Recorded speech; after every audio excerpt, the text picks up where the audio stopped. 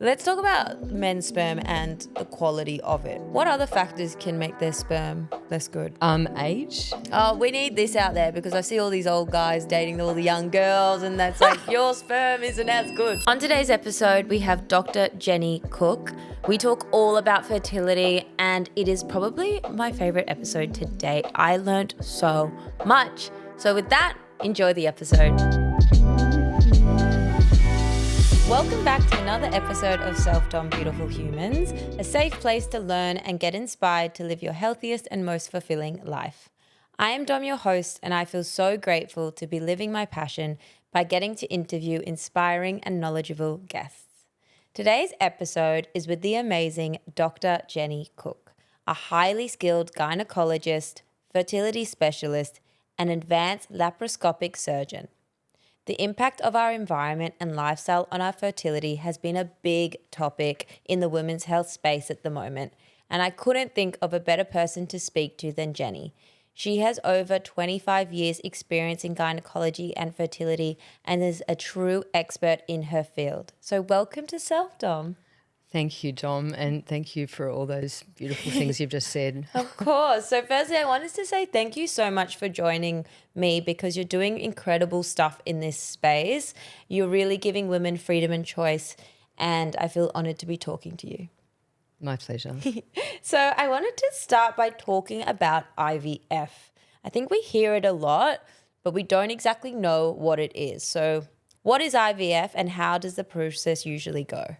So IVF stands for in vitro fertilization, and it works on the principle that every month a woman's ovaries will mature a group of eggs that sit in follicles. One is released, a woman ovulates, and then the rest die away. When we do IVF, we're going to stimulate the ovaries and capture all those eggs. That's how it works. And the actual process takes place over a normal monthly cycle. So on day 2 or 3 of the cycle, we get a woman to start taking injections. Now that sounds overwhelming, but beforehand I would have got them to see one of our beautiful fertility nurses who talk them through the process of taking the injections themselves. That stimulates the ovaries. We monitor that process through the 10 to 12 days they're taking the injections. We do an ultrasound to watch these follicles where the ovaries are sitting, little fluid-filled areas getting bigger. And we do a blood test to look at the estrogen going up. And then I can work out when we're ready to do the egg collection. It takes about 5 minutes. It can be done under local anaesthetic, but my preference is to do it under sedation. So a woman is asleep, she doesn't know what's going on. I put in a transvaginal ultrasound and I get up a picture of both ovaries with these follicles, these cystic areas. I get a picture of the ovaries, I can direct a needle into each of the follicles, drain the fluid, and then a scientist looks at that fluid and counts under a microscope and counts the eggs. Wow. And if we're freezing the eggs, we stop at that point. If we're trying to get a woman pregnant, the scientist takes the eggs, takes the sperm and puts them together, fertilizes the eggs, and then we grow them out to 5 or 6 days. I take the best one embryo and put that back into the uterus, and we freeze any embryos that are left over.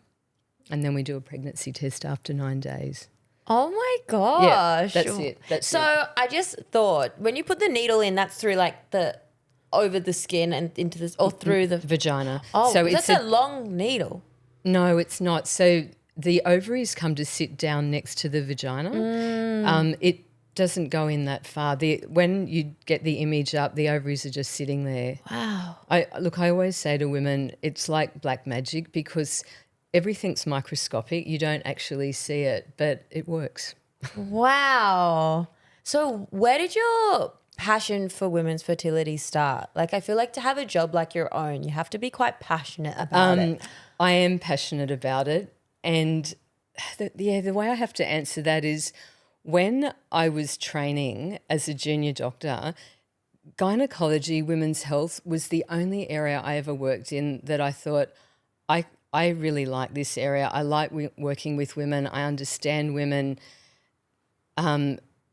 It was the only area that I really thought I could work in and make a difference, giving women choices and also looking ahead at the older gynecologists. They were all happy, and I thought that's what I want to do. Yeah, that's really, really powerful. So, I mean, as I mentioned in the intro, a lot of people are suffering with fertility at the moment. Do you think it is firstly because we're seeing it more because of social media and people are being more open about it? Or is it a true statistic? It's all of that, but it is definitely a true statistic.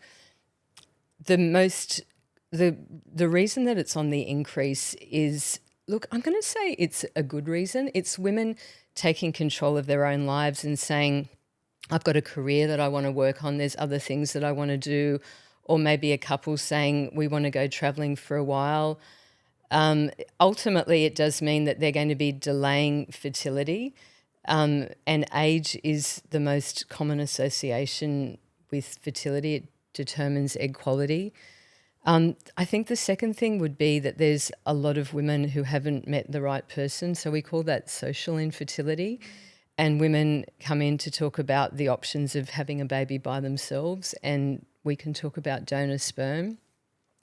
But the third thing that I would see, my special area of passion and expertise is endometriosis, and I see a lot of women who have suffered with this for a long time, suffered with pain and an inability to fall pregnant. It's either been ignored or undertreated, and they really, I would do a laparoscopy, do a definitive clean out and fix up their pelvis, and that's known to have a positive impact on pain and fertility. They would be the three things that I would see. What is laparoscopy? Laparoscopy. Yeah, I was like, So a woman, well, you can do it on a man as well, but obviously as a gynaecologist, it's a woman. She's asleep. I put a camera in through her belly button, fill the tummy up with gas, and I can put a camera down and look around the pelvis, look at the ovaries, look at the tubes. I can put down other instruments. If there's adhesions, I can divide them. As I say, if there's this inflamed tissue called endometriosis, you can get rid of it. You can do anything laparoscopically. I mean, I could go on, but then fibroids, whatever, I can do it all. So I want to go back to Yep. your first thing, which was talking about age.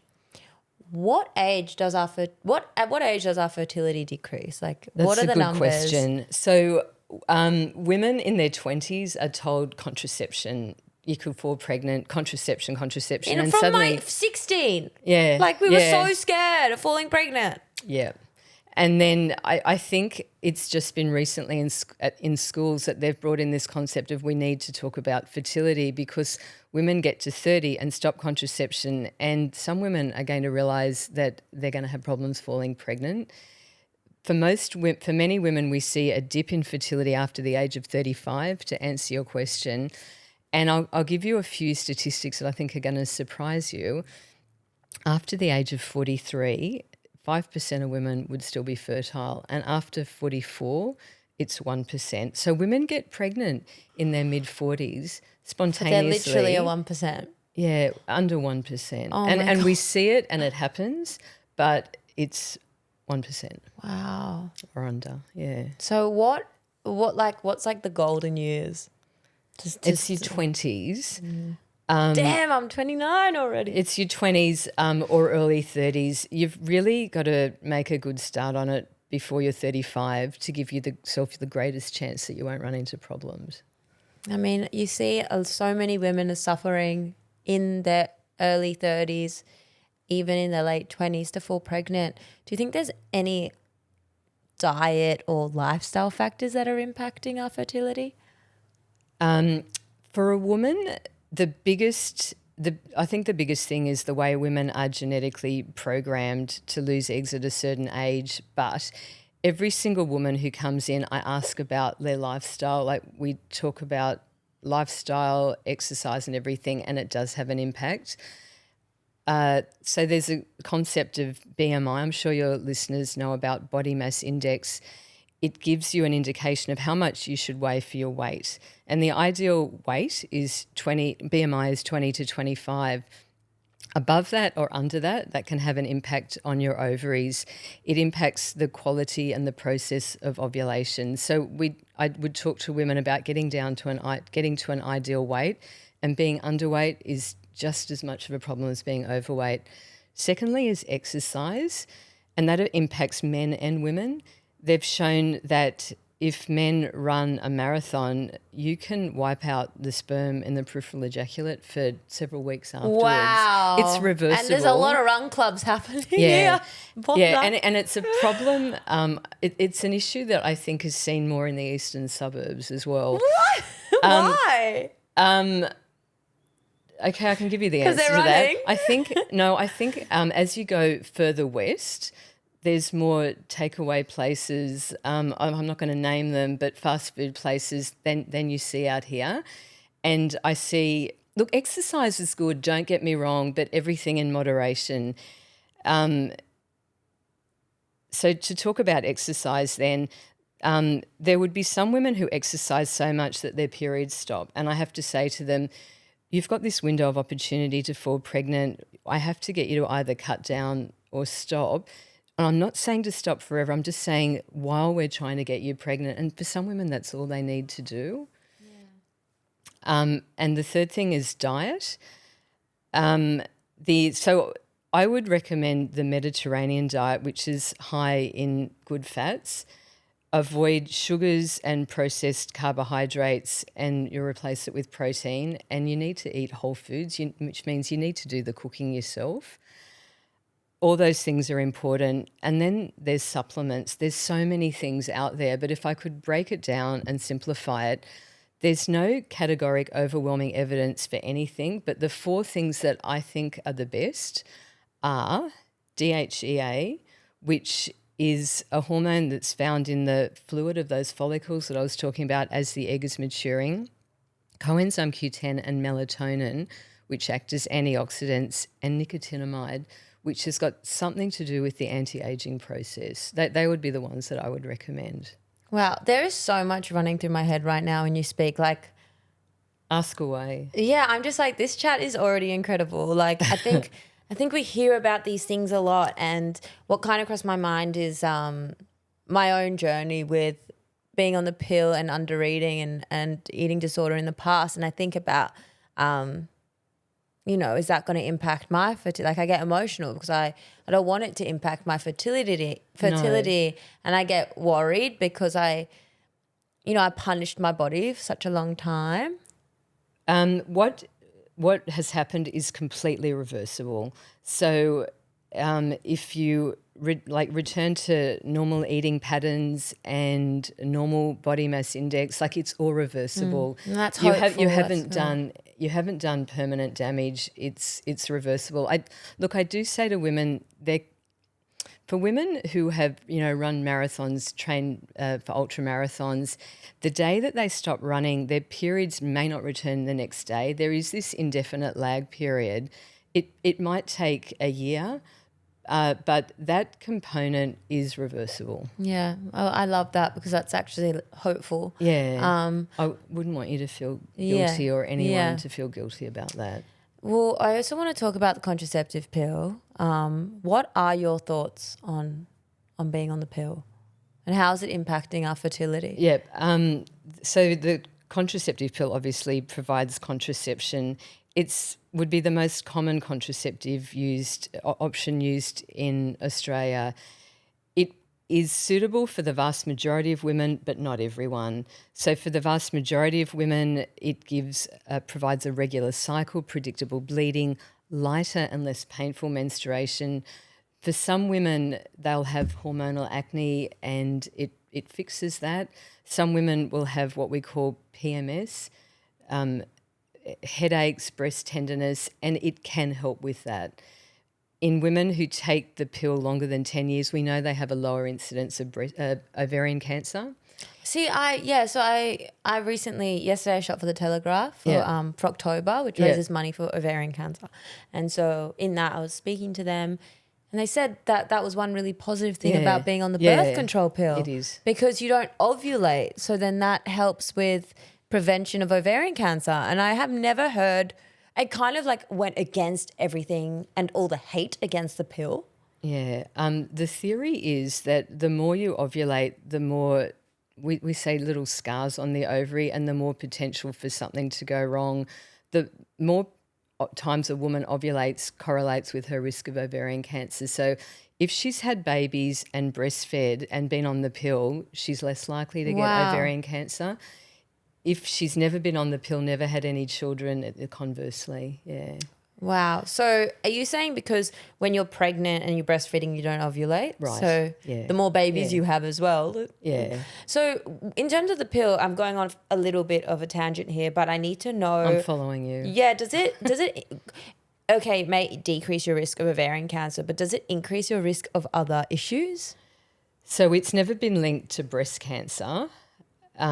However, in a woman who has a breast cancer that is estrogen and progesterone receptor positive, we wouldn't put her on the hormonal contraception such as the pill.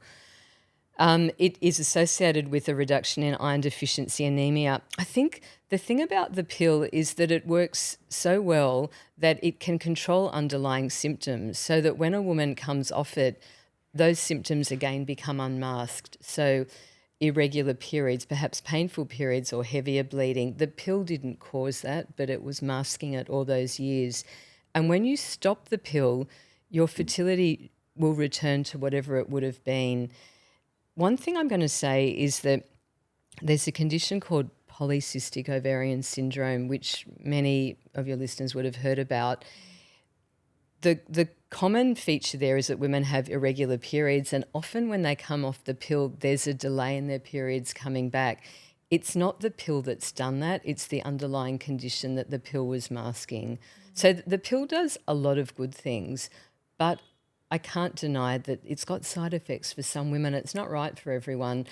Some women will find that depression becomes worse, anxiety becomes worse, mood swings, and there's really little you can do about that except to try something else or maybe avoid hormonal contraception altogether. Yeah, I think for me, my journey was that I actually was fine on the pill. Yeah. I have been off it now for 8 months and I'm experiencing like hormonal breakouts, and my blood test came up with like chronic inflammation. And I've always had like the last 5 years a very good diet, I would say. But my naturopath was saying that your body can't absorb nutrients as well when you're on the pill, and that it's not very good for your gut health. Would you agree that it's not good for your gut health? They are synthetic hormones. The answer I'm going to have to give is it works well for the vast majority of women, but some women have problems with it. Some women have got lactose intolerance, and I've seen women who have like bloating and gut symptoms from the very small amount of lactose that's put in the base of the pill. So in that case, it's not the synthetic hormones, it's actually the lactose in it. It's not right for everyone. Yeah. It's not right for everyone. If you're looking at fertility and getting to know your body, you would come off the pill and probably look at other forms of non-hormonal contraception. Well, I guess like for me now, I'm 29 and I'll probably want to have kids in 2 or 3 years, which is why I wanted to go off the pill, because even now it's like I've had only 2 periods in 8 months. Like it's just taking so long for my body to just get into its flow. So to speak. Yeah, literally. What contraception do you recommend for someone who needs that? The 2 most common ones that I would recommend would in fact be the pill, which we've discussed, and it's easy to take, you've got control over it. But one that is becoming increasingly more popular is the Mirena, and again, a lot of women would have heard about that. It's a little T-shaped device that releases progesterone, and I put it inside the uterus. It's the cheapest, most effective form of reversible contraception on the market. It has a much more profound effect on your periods in terms of making them lighter and less painful. In fact, 30% of women don't get any periods at all. And when it's removed, your fertility again returns to whatever it would have been. I use it in combination as part of the treatment of endometriosis because it will, when you get rid of all the endometriosis, it will minimise the risk of the endometriosis coming back better than any other modality that's out there. Yeah. I feel like that is very popular amongst my friends now. I want to talk about, if people are listening, they're like, how do I test my fertility in a affordable way? What are some tests they could do? So I'll keep it simple. There's no one test that you can do that is the new black of fertility testing that is a standalone test. But a very useful test is something called an AMH, an anti-Müllerian hormone. It gives I can plot it out, the level out according to what we say is an age-matched control group. So you can know if the number of eggs you have left or your ovarian reserve is within the normal range or lower than what you would expect. If it falls above the range, that is suggestive of this polycystic ovarian syndrome. So an AMH is quite useful. The second thing would be a good quality transvaginal ultrasound to look at the ovaries, to look at the number of these follicles that I've referred to before. That gives me an idea of ovarian reserve, how many eggs you've got left. We can look at the uterus. Uterine abnormalities are not as commonly seen, but knowledge is power, and it's about knowing where your fertility is. A lot of the uterine malformations cannot be treated. One that can be treated is if there's a septum. Maybe I won't go into detail, but that can be divided if required. And also an ultrasound can show evidence of endometriosis, and we can go down that pathway if that needs to be treated. So in summary, two most useful tests would be an AMH, an anti-Müllerian hormone, and a good quality ultrasound. Yeah. So I want to go back to egg freezing, because I feel like you spoke about IVF, and then if you wanted to do it, and then you said you stop here with egg freezing. So at what age would you encourage women to maybe freeze their eggs? So this answer is going to surprise you. Fertility is linked to age. So you're going to get better quality eggs if you freeze your eggs in your 20s. But I can tell you most of the women I see are in their 30s with very different stories. There's no rule that says you can't freeze your eggs in your 40s, but I would have the very strong conversation with a woman in her 40s that she shouldn't be putting this off. She should be, by freezing eggs, she should be actually looking at a way that she can change the narrative and have a baby. And sometimes that's possible and sometimes that's not. So my answer is in your 20s. No. But no. But better than egg freezing is to actually have a baby. Egg freezing is just putting off for another day. Better than egg freezing is actually having a baby. But freeze your eggs before you're 35. Yeah. Yeah. And I want to talk about the process of the freezing of your eggs. I spoke to a girlfriend yesterday. She was doing my makeup, and she was saying that she went full crazy during that process. Like, it makes you think that you're almost so hormonal. What are the symptoms? So to put that in perspective, the vast majority of women will sail through it without issues, and I do talk to women about it. And I always say to women, egg freezing is a positive thing. It's a way that women can take control of their fertility that like they've never been able to do before. It's a positive thing. Focus on that.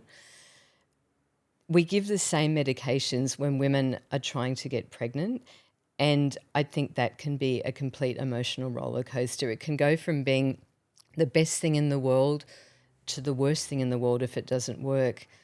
But as far as egg freezing goes, I think for some women, they become aware of the fact, they're forced to think about the fact that they're not where they imagined they'd be at this point in their lives. That's so true. They're not in a relationship. They're not thinking about having children. They can't see the way forward. They're freezing their eggs and they're waiting for someone, that person to come along that they're going to have babies with. I think there's that aspect as well. That's really true. There's such a big mental load there, that you have to really think about. And that's why I'd get back to saying focus on the positives. You're taking control of your fertility in a way that we haven't been able to do before. Yeah, I really love that.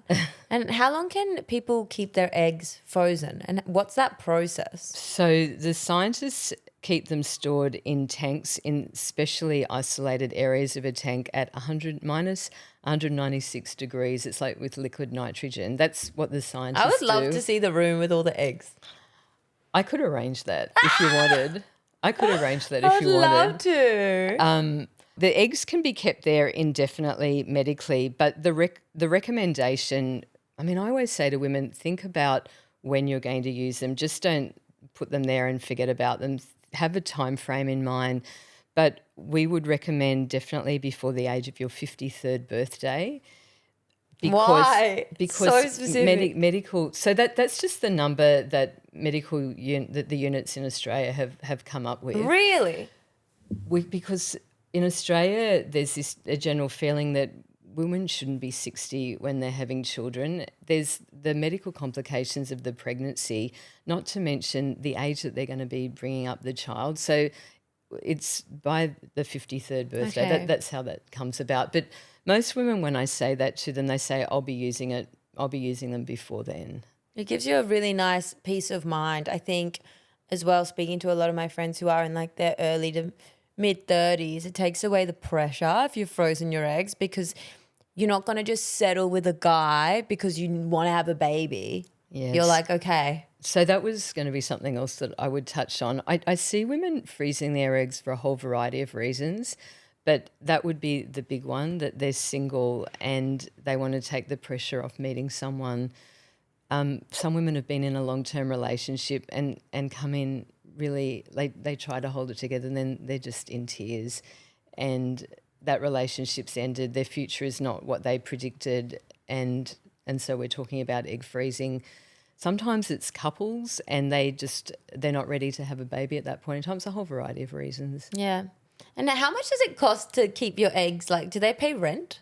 Yeah, they do. So each unit, like different places will be a different amount. It would be something like about $300 to $400 per year to keep them stored there. Oh, can't get anything in Bondi for that price. You got Bondi Junction rental right there. That's pretty good. I love that. So now I want to talk about the men. You said that the men's sperm, I think often women, we take the blame and we have the shame, but I think men's sperm, I love this question. Let's talk about men's sperm and the quality of it. Well, you said over-exercising can impact their sperm, but what other factors can make their sperm less good? Age. So we know that male fertility... Oh, we need this out there because I see all these old guys dating all the young girls and that's like, your sperm isn't as good. We know that fertility drops over the age of 45, but this is this is a really interesting factor. And I suppose you might have thoughts here. Male fertility is dropping around the world. So since I've been working in fertility, they have dropped, the World Health Organization has dropped the parameters that define normal semen analysis because male fertility is dropping. And Wow. I think it's something in the environment. I think that it's the hormones that they give animals and antibiotics. These are my own thoughts. No, I agree. These are my own It thoughts. I makes think it's sense, something in the though. food chain. It might even be, I don't know, Also drinking and drugs and they're, stuff? They're obvious things. Yeah. Vaping is bad. Oh, yes. Cigarettes, alcohol. So when I see suboptimal semen analysis parameters, we go through all of that and I get them to stop smoking. Vaping is the worst. Alcohol. For sperm. Yeah, yeah. Vaping creeps in and I think they don't know how much they're vaping. But then we Is there talk actual about... studies to show the correlation between vaping? don't- Causation, sorry? There must be. I don't know that vaping has been around long enough that they've got really long-term studies, but I can tell you that smoking does. Yeah. But then we talk about measures like supplements that you can take, and you definitely see an improvement. Anything with antioxidants, sperm-like antioxidants. So again, coenzyme Q10, something called Menavit is rich in antioxidants. Extra green vegetables. I tell men to eat extra green vegetables, and a handful of walnuts every day has got something in it that helps with sperm production. Amazing. That's an easy fix. Swap the vape for walnuts. Yeah. It's a problem if they've got a nut allergy, of course. No, absolutely. So let's talk about sperm donors. Yep. So if you have, I'm sure you have a lot of women who want to have a child by themselves. What's the process there, and how do they pick a donor? So I work with Monash, and we have an excellent donor sperm program. We've got access to a wide range of donor sperm options. We've got our own local sperm bank and access to a couple of overseas sperm banks. We've got a team who will guide each individual woman through the process of selecting the right one for her.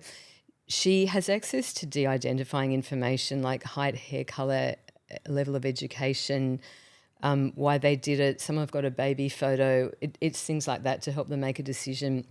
They have counselling to help them understand the implications of using donor sperm. We get them to do genetic carrier screening to give the greatest guarantee of a genetic match. Yeah. We make it happen. You make it happen. Yeah. Is there a lot of counselling involved with the IVF process as well that you encourage the girls to do, or do they have to do it? Donor sperm, as part of the Reproductive Act, they have to be offered counselling. But look, we have a beautiful woman who does our counselling. Some women, we offer it to anyone who we feel needs it. Some women will say, no, I'm fine, I see someone myself. But some women will take it up, and it's hard. I said before, it's an emotional roller coaster, and it's about resilience and learning ways to cope and knowing that you're okay and you're going to get through this. And I spend a long time talking to women as well, ringing women and holding their hands. I think I go there on the journey. I'm there every step of the way. Yeah, that Wonder Woman over here. What I think about top of mind is that social media can have such a negative impact on things, but one thing it's been really positive is sharing light on the fertility process and the fertility journey, and people are being vulnerable, sharing their vulnerable stories. And I think it's making women feel less alone and feeling seen. And I guess having that as well is a really encouraging and good thing we've seen on social media. Yeah, you're right. All I can say there is, I agree. Yeah, I think that social media does get a bad rap, but for this, it's a good thing. I mean, the number of times a woman will come in and say, my friends are having babies, they're the same age, why am I having problems? And sometimes there's no reason. It's hard. It's hard. And social media, for all that we say about it, that woman can know she's not alone. Yeah. I guess, it does work in two ways, because I'm even now at the age where every second post is, I'm having a baby. And I'm like, what? Yeah. This is crazy. So, I can see how that would definitely play. I want to talk about costs. I think people don't like talking about these things, but I do think people would be listening to this episode being like, this is something I need to consider. This is something I need to think about, and I want to be as transparent as possible. So, what are the options here? There's a Medicare rebate if there's considered to be a medical condition underlying it to do egg freezing. Medicare does, there's an excellent Medicare rebate for fertility. The cost will differ depending on where you go, but I'm going to say it would vary between maybe $2,000 to $6,000 out of pocket depending on where you go. Yeah. And is that, so I'm just trying to comprehend, because egg freezing and then obviously getting the sperm involved, does that change the price? A little bit. Not hugely. The bulk of it is the medications and the egg collection.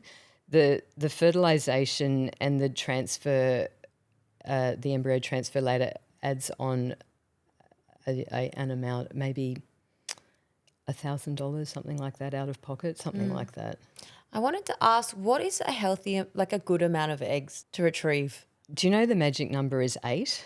We used to think that the more eggs you got, the more chances you had of falling pregnant, so that if you got 30 eggs, it was better than if you got, say, 8.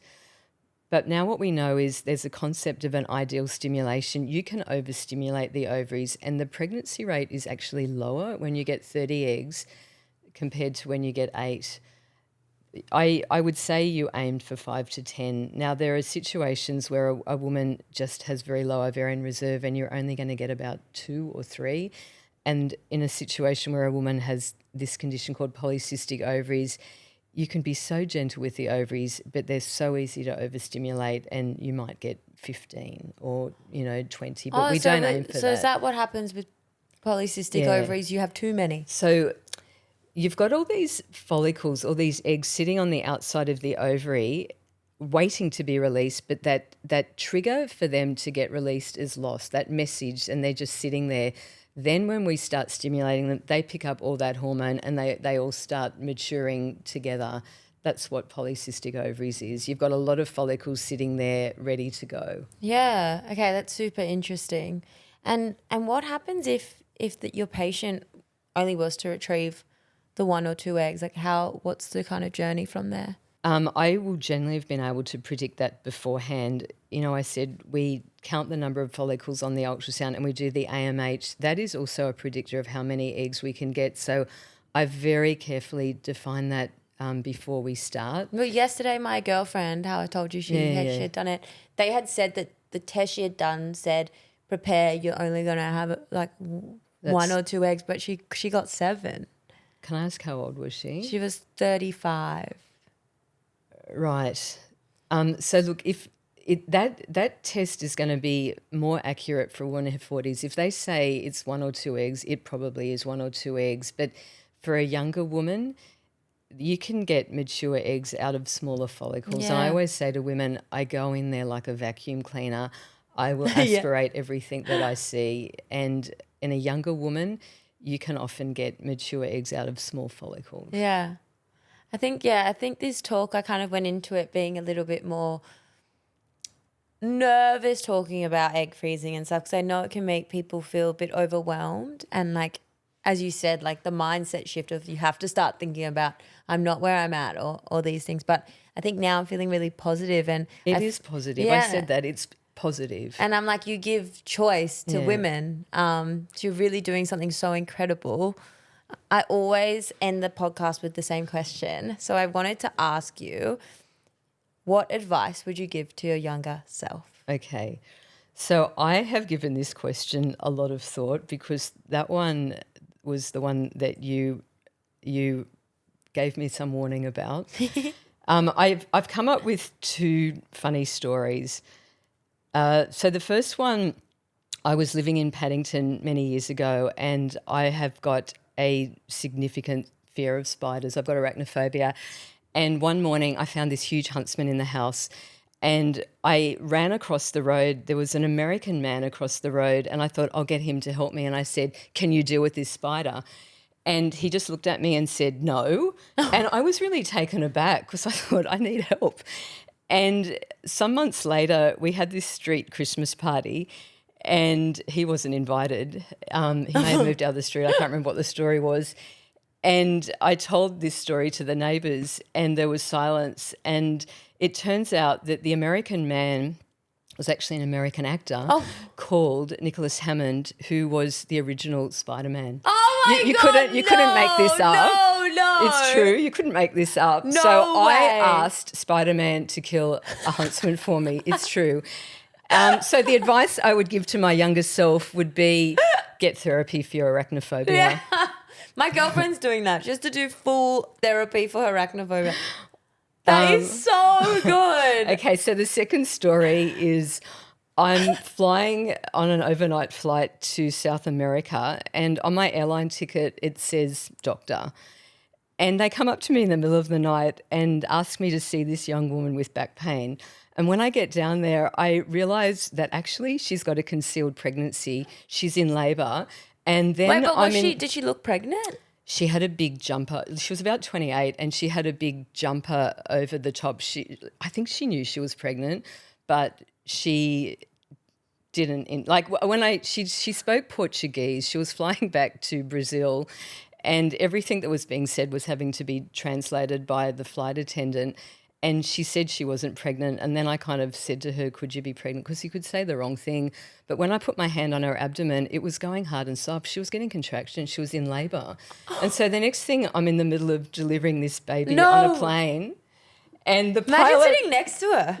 Well, they put us in between the galley area and just closed off the curtains. And true story, you couldn't make it up. You couldn't. And the co-pilot came down and said, look, I've got a message from the pilot. Do you want him to make an emergency landing on Easter Island?